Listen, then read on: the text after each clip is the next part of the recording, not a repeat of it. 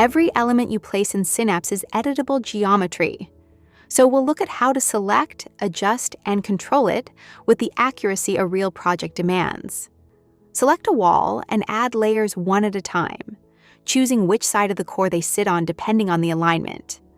For each layer, you set a hatch, and you control its thickness, its scale, its stroke, and its fill independently. Once you've built a wall you're happy with, you don't repeat that setup by hand across the project, because you can copy the configuration and paste it onto every other wall with the eyedropper tool.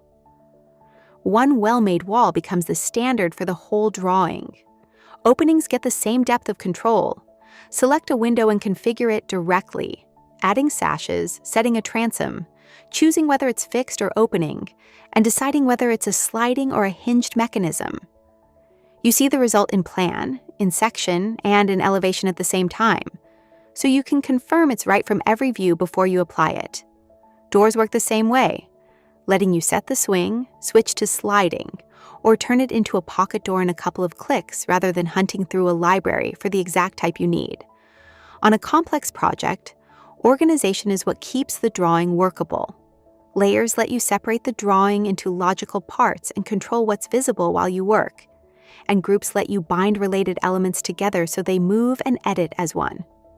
Setting these up thoughtfully early on saves you from untangling a crowded drawing later, and it's a habit that pays off the moment a project grows past a single simple plan. Now, in terms of using the more advanced manipulation tools, here's a guide on each of them, written to what's shown with a shortcut noted where the UI lists 1. Move M shifts a selected element to a new position, while keeping everything connected to it connected as it goes. Rotate Q turns a selected element around a point you set, so you can angle a wall or a piece of furniture precisely. Scale S resizes an element up or down, letting you fit it to the dimensions the drawing actually needs. Copy makes a duplicate of a selected element that you can place elsewhere, which saves you rebuilding the same thing twice. Explode breaks a grouped or compound element back into its individual parts, so you can edit each one on its own. Join merges separate line segments into a single connected element, which is what turns loose edges into one clean shape. Offset, Shift+O, creates a parallel copy of a line or edge at a set distance, the move you reach for constantly when building wall layers or frames. Linear array repeats an element evenly along a straight line, so you can lay out something like a row of columns in one action instead of placing each by hand. Polar array repeats an element evenly around a center point, which is how you arrange things in a circle or an arc.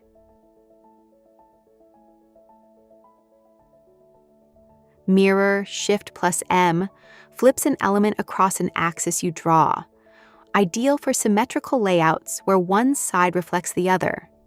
Connect extends 2 elements to until the point where they would meet fillet rounds off the corner where 2 edges meet, giving you a clean radius instead of a sharp junction. Chamfer cuts a straight angled edge across a corner, the flat-cornered alternative to a rounded fillet. Trim, Shift+T, cuts a line back to where it meets another element, clearing away the overshoot so edges meet cleanly.